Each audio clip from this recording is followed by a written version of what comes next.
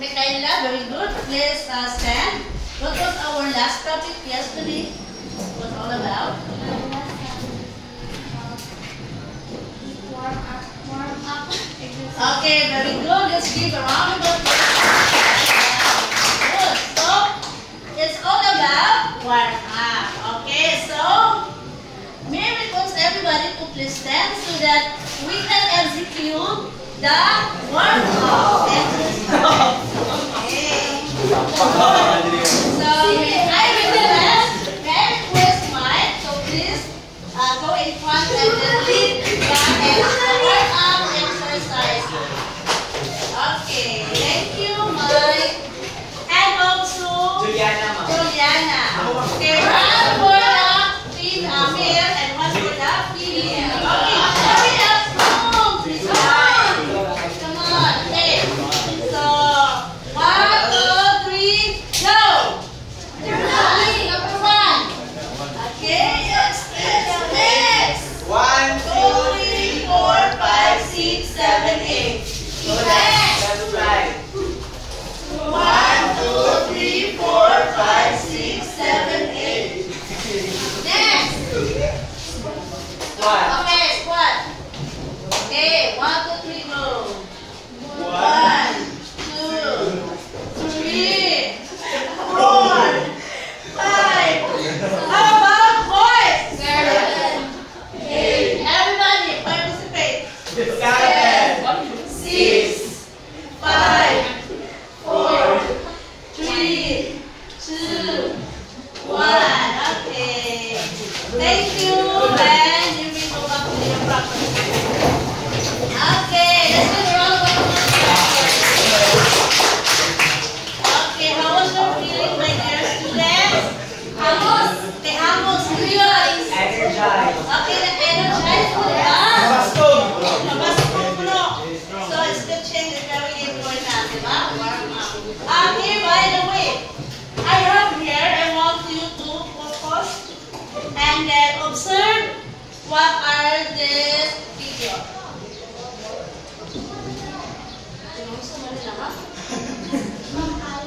Iron. Okay. Next, try to observe what? Okay, just keep quiet. Next. Next.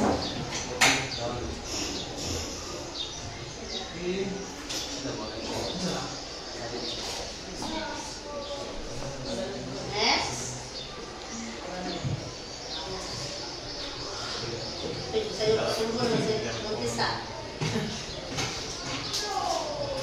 Okay, what can you say about the videos? Anybody? Okay, just raise your hand. Don't be shy. Yes, I see you raising your hand. Yes. What can you say about the videos? Just listen. Yes. Cheer concepts. Okay, very good. Let's give a round of applause. A figure of the basic chair motions. Okay, are you agree? Yes. Agree with it one? Yes. Okay, very good. And then, before we are going to proceed or before we are going to explain or discuss about the basic chair motions, this is our topic for this morning. Okay, so let's have first read our objectives for this morning. So everybody please read. At the end of the lesson, the students will be able to identify basic chair motions, value the importance of physical fitness through basic chair motions, execute the basic chair motions. Okay, thank you for that. Okay, so are you ready for our next topic, which is the basic chair motion?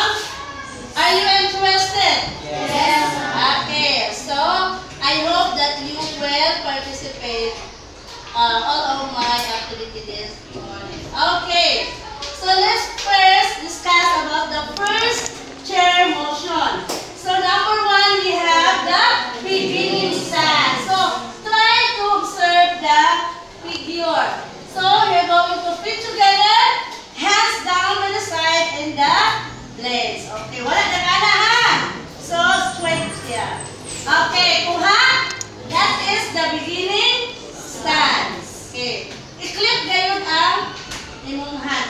together. And then feet together. Next, we have second, the pure stand. So, feet more than shoulder width apart and hands down by the side in the legs. Okay, kuha ninyo. Okay, next. We have the low V. Low V. Arms extended down, forming a V. The letter V. Okay, very simple. Next, we have high V. Kung natay low V, natay high V. So, simply, you are going to execute by like this. Arms extended up and then forming a V relaxed shoulders. So, look at the legs nimo. Imo gyapong fit apart. Okay, next. We have the dash down. So, you're going to extend your arms again and then straight and parallel to each other and then fist facing in and then also your legs fit up. Okay. Pariha kami lang ang figure nila. Okay. Next. We have the low touch down. So, arms extended straight down and parallel to each other and then fist facing in. Okay. Ayaw ka, limot, don't forget to fit apart the inyong legs. Next, the clock. Okay, so clock. Hands stops at the chin, elbow end. So, diri kasi mo baba ha. Diri sa imong chin. Okay, elbow, 10 elbows end.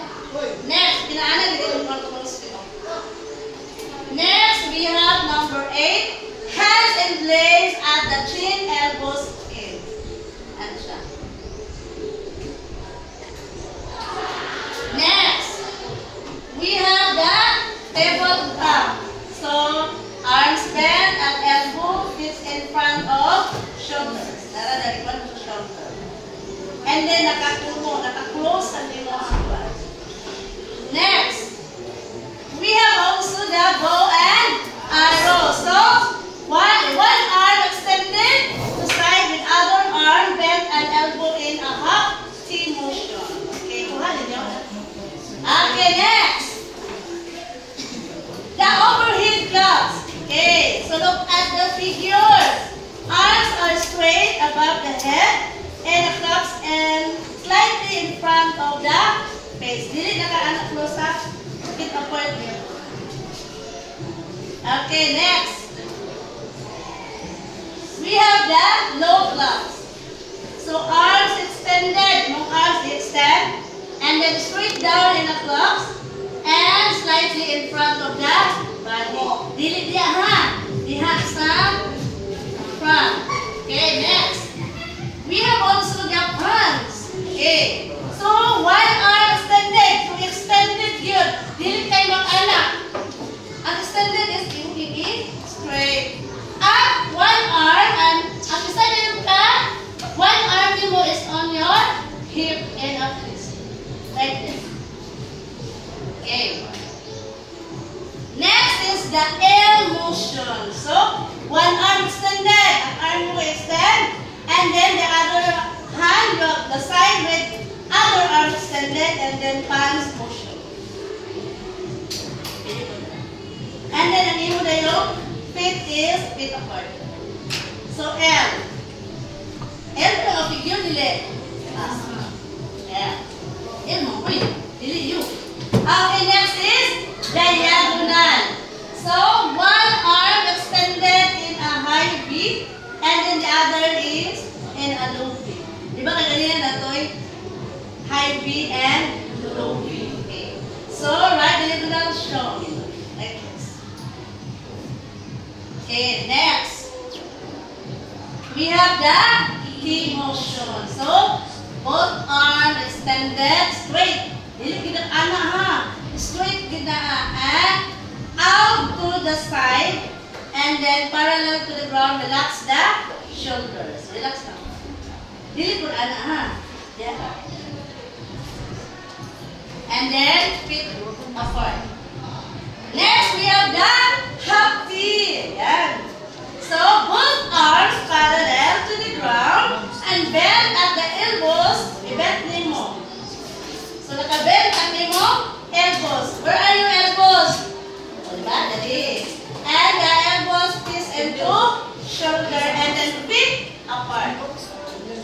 Okay, next we have the side lunge. Okay, naka-side. Ang imong leg, bend with the knee over the ankle. Back leg straight. Nala yung back leg straight. Feet perpendicular to each other. So, the action. Okay, we have also naatay side lunge na putay front lunge. Pareho na sila. The difference is front plank and then side plank. Kuha? Okay. So, those are the basic chair motion. Okay. So, why do we need to learn the basic steps in chair dance?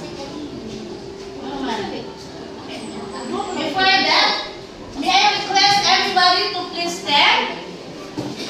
And then we are going to execute.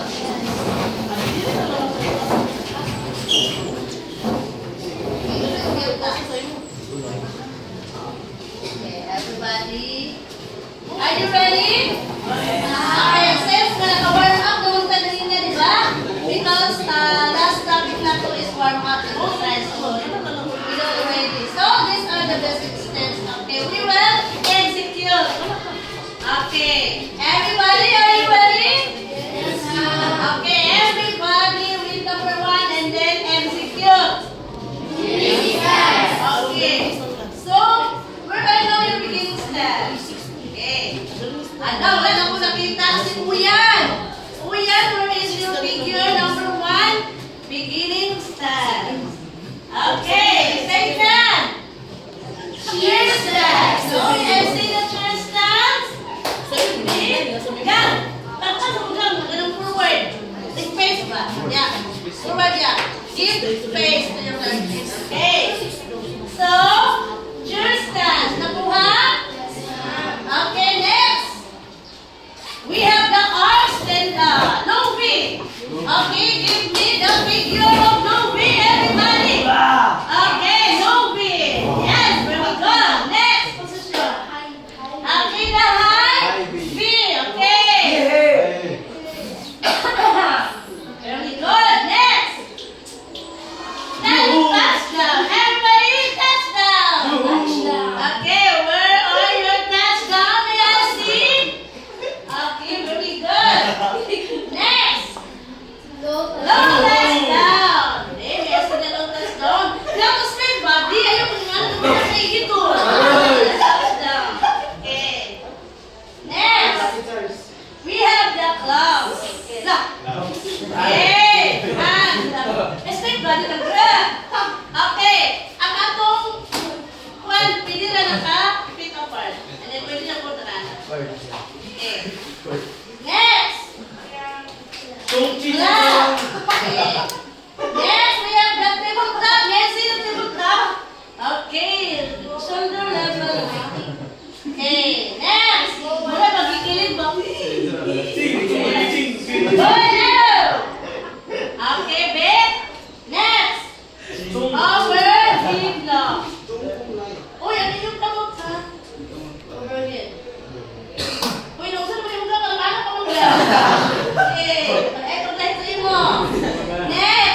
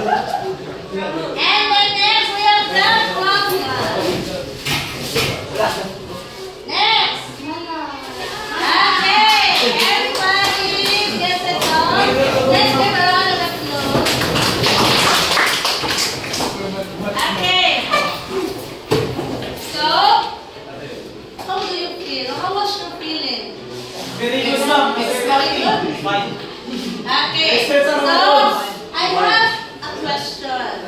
First, why do we need to learn the basic steps in chair dance or in chair motion?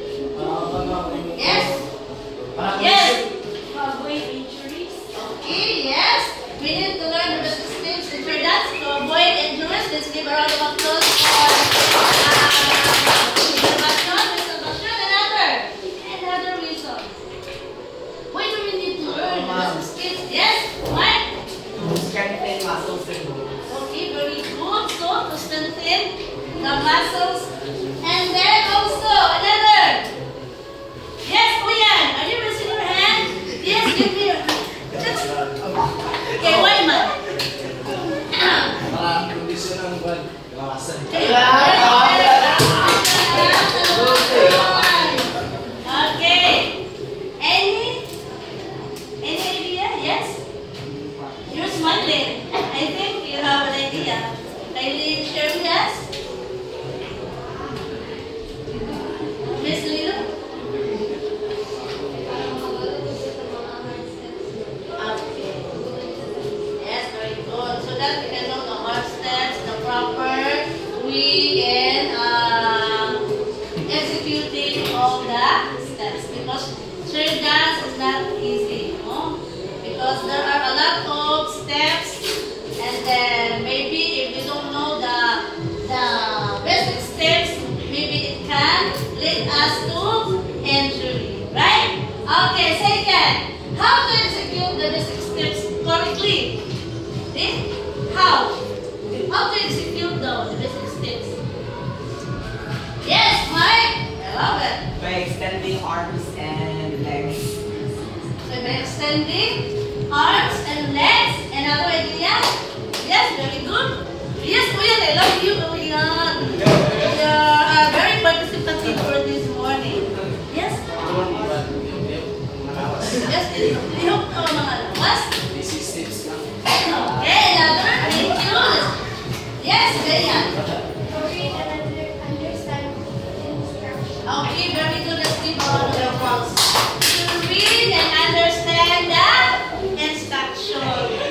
The direction, di ba? If in the direction or instruction that you need to extend your legs and hands, so you must, so number one, you must do. And then you must follow the instruction. Next. Okay, is there any question? Wala. Okay, any vital reaction? Nasaktan mo yung mga topic na ron? Yes! Okay, so, if nasaktan ninyo, we have our group activity. So, I will divide you into 5, and you will going to execute the basic chair motion. It's up to you. If you have your music, you can use your music. By the way, I will be grading you according to the rubrics or criteria. So, choreography, 20%, basic hand movement, we have 30%, cooperation. So, when we say cooperation, nag-cooperate ang kada member. Tanan ng lihok, tanan ng execute, 10%. Synchronization, 20%. So, na-synchronize ang inyong stepping. So, dili ako ba nagkalandakas, ako ba nagkahit mga. Presentation, 20%, a total of 100%. Is there any question about the criteria or rubrics? Nakapay ko kita na. So, are you ready? So, we will count 1 up to 5 because if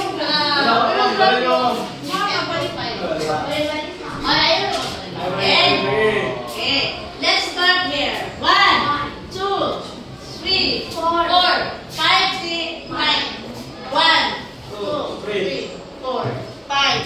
1, 2, 3, 4, 5. 1, 2, 3, 4, 5. 1. Okay. So everybody, number 1, group 1, stand.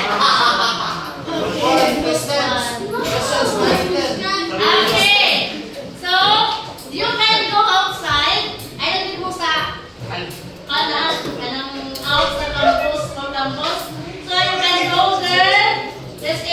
convenient and comfortable to practice, Siya I kasi yung will give you only 10 minutes. Okay. Very simple.